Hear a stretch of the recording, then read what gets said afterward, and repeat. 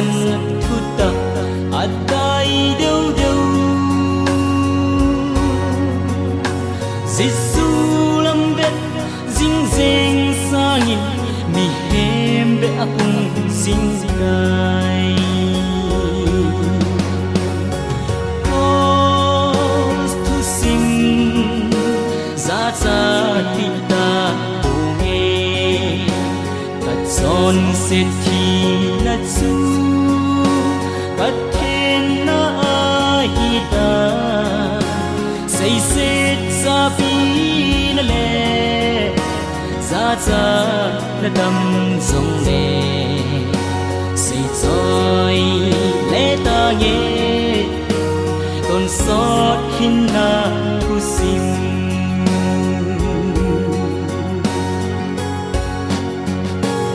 in sum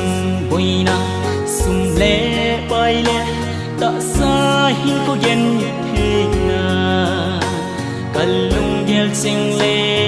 ka phat khoi lai zo se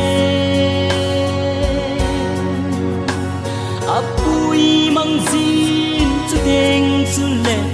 lung hem in ka leng vai zi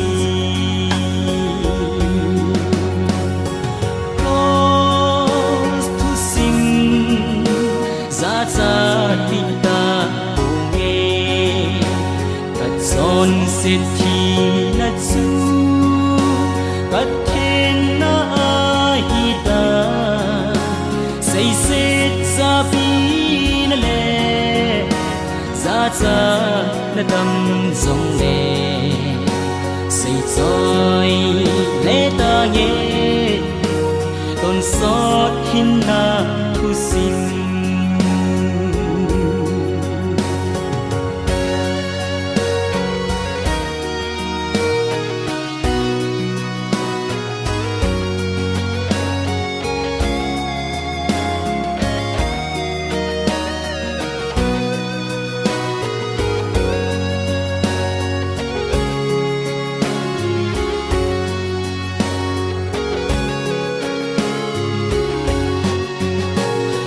nôi lấy xệt hầu na hoi na lâu pi na ho dâu xe hùng bay hel ta đinh ba cài li khô tiếng lên Krista hin na nay ho dâu xe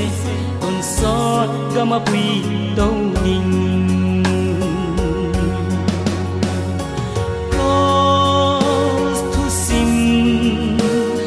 za ti ta nghe kat son se thi na chu kat then na hi ta say se za pi na le za za na dam zong le say choi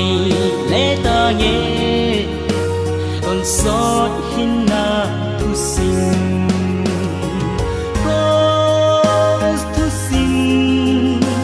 za ti ta nghe kat son se thi na chu kat then na hi ta say se za pi na le za za na dam zong le say choi le ta nghe ton sót hin na thu sim